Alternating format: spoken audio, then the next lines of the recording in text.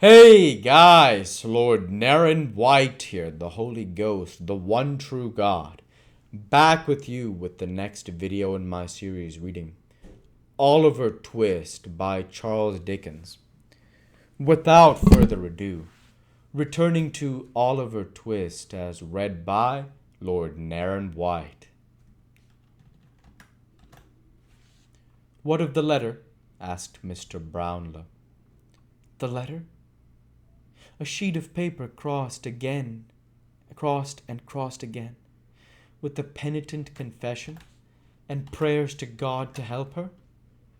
He had palmed a tale on the girl that some secret mystery to be explained one day prevented his marrying her just then, and so she had gone on, trusting patiently to him, until she trusted too far, and lost what none could ever give her back. She was, at that time, within a few months of her confinement.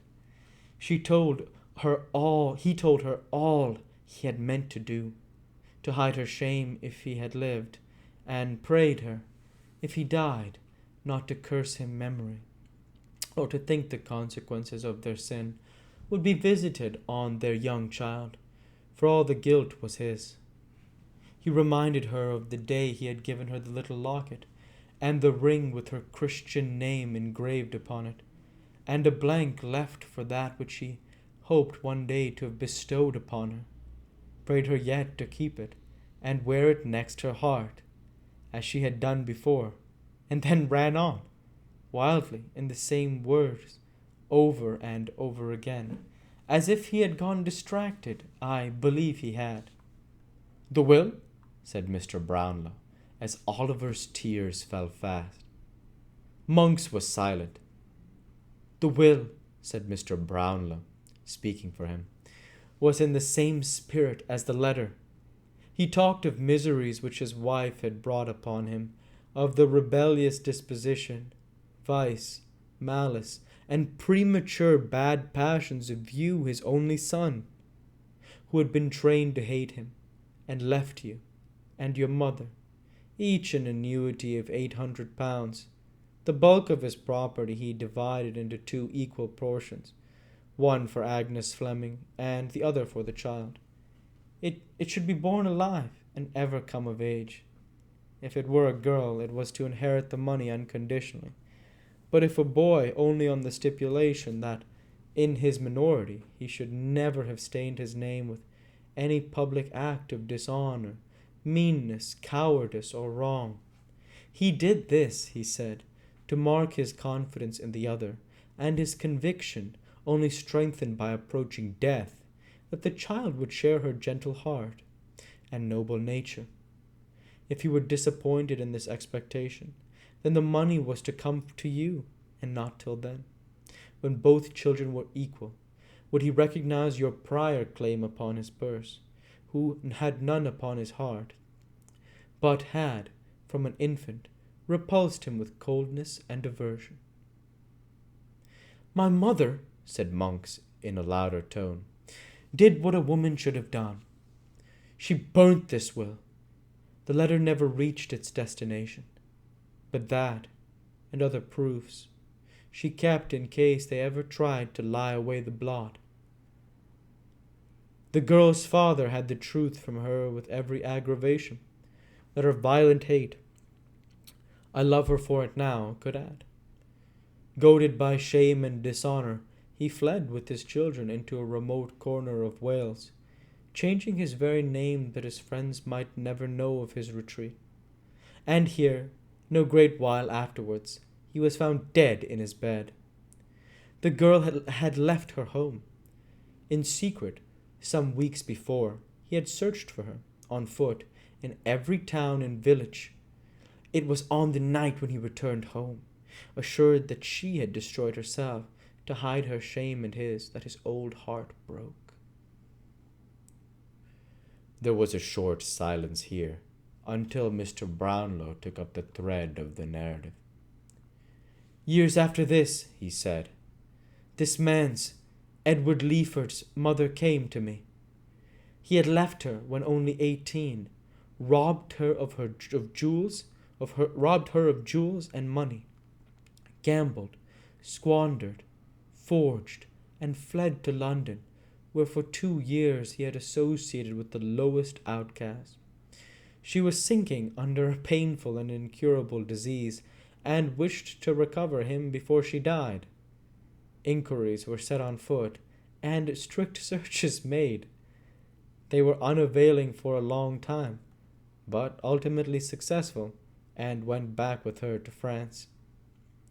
There she died, said Monks, after a lingering illness, and on her deathbed she bequeathed these secrets to me, together with her unquenchable and deadly hatred of all whom they involved, though she need not have left me that, for I had inherited it long before. She would not believe that the girl had destroyed herself, and the child too, but was filled with the impression that a male child had been born, and was alive. I swore to her, if ever it crossed my path, to hunt it down, never to let it rest, to pursue it with the bitterest and most unrelenting animosity, to vent upon it in the hatred that I deeply felt, and to spit upon the empty vaunt of that insulting will by dragging it, if I could, to the very gallows foot. She was right. He came in my way at last. I began well, but for babbling drabs I would have finished as I began. As the villain folded his arms tight together and muttered curses on himself in the impotence of baffled malice, Mr. Brownlow turned to the terrified group beside him and explained that the Jew, who had been his old accomplice and confidant, had a large reward for her keeping Oliver ensnared, of which some part was to be given up, in the event of his being rescued, and that a dispute on this head had led to their visit to the country house, for the purpose of identifying, had led to their visit to the country house, for the purpose of identifying him. The locket and the ring, said Mr. Brownlow, turning to Monks. I bought them from the man and woman I told you of, who stole them from the nurse, who stole them from the corpse, answered Monks, without raising his eyes. You know what became of them. Mr. Brownlow merely nodded to Mr. Grimwig, who, disappearing with great alacrity, shortly returned, pushing in Mrs. Bumble and dragging her unwilling consort after him. Do my eyes deceive me? Cried Mr. Bumble, with ill-feigned enthusiasm. Or is that little Oliver? Oh, Oliver, if you knowed how I'd been a-grieving for you. Hold your tongue, fool. Hold your tongue, fool, murmured Mrs. Bumble. Isn't nature? Mrs. Bumble remonstrated the workhouse master. Can't I be supposed to feel, I, as brought him up parochially, when I see him a-setting here among ladies and gentlemen of the very affablest description? I always loved that boy as if he'd been my own grandfather, said Mr. Bumble, halting for an appropriate comparison. Master Oliver, my dear, you remember the blessed gentleman in the white waistcoat? He went to heaven last week, in an oak coffin with plated handles. Oliver? Come, sir, said Mr. Grimwig tartly, suppress your feelings. I will do my endeavours, sir, replied Mr. Bumble. How do you do, sir? I hope you are very well. This salutation addressed to Mr. Brownlow, who had stepped up to within a short distance of the respectable couple. He inquired as he pointed to Monks. Do you know that person? No, replied Mrs. Bumble flatly. Perhaps you don't, said Mr. Brownlow, addressing her spouse. I never saw him in all my life, said Mr. Bumble. Nor sold him anything, perhaps? No, replied Mrs. Bumble. You never had, perhaps, a certain gold locket and ring? Said Mr. Brownlow. Certainly not, replied the matron. Why are we brought here to answer such nonsense as this? And we'll go ahead and stop there for this week. As usual, I want to say thank you for watching, and I hope you enjoyed. Please like, comment, and subscribe, as it greatly helps the channel. Light be with you all. Take care, and thanks again.